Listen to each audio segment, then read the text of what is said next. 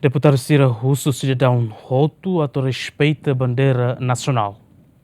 Representante povo e uma foco Parlamento Nacional, husu sidadaun hotu, atau respeita no valoriza símbolo nacional, liu bandeira RTL, também sai no dar símbolo ba identidade no unidade para povo no nação Timor-Leste, onde representa soberania e independência na unidade nacional, no simboliza história no valor sira ba identidade e povo nian. Deputado sira ato questão nele ligado ao vídeo IDNB viral e a rede social, INB sidadaun feito ida, a nessa mos artista timoruan, onaran conhecido Zé Lopes, rasta bandeira nacional Barrai e a âmbito abertura jogo futebol Liga Timor-Leste e a estádio municipal Manatuto. Salah boa tidak. Tambah respeita bandeira, nevema ka ema barak, orang no ruim ba bandeira idane, horai idane. Ne itala respeita. Primeiro hau la fosala ba ia itane artista ida finalize virar rasta bandeira. Hau fosala ba ia comissão organizadora nevema ka implementar.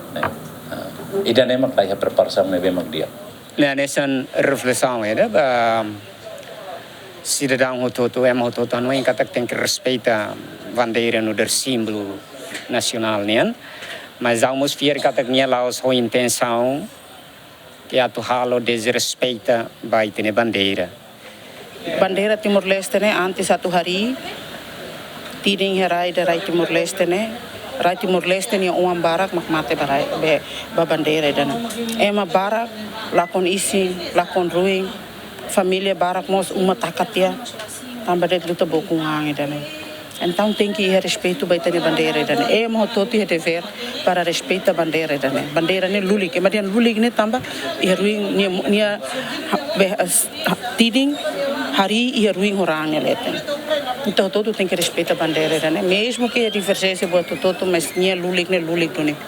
E ita Timor mas tem que respeitar a bandeira. Mas que não é artista nem radical ou na clarificação e na página oficial Facebook, onde husu desculpa para público kata, lá é intenção atual mono bandeira e arrai, mas be também pessoal ida nebe que se bandeira ba airin bandeira nian mak lametin. Luciano Amaral, Romaldo Neves, GMN.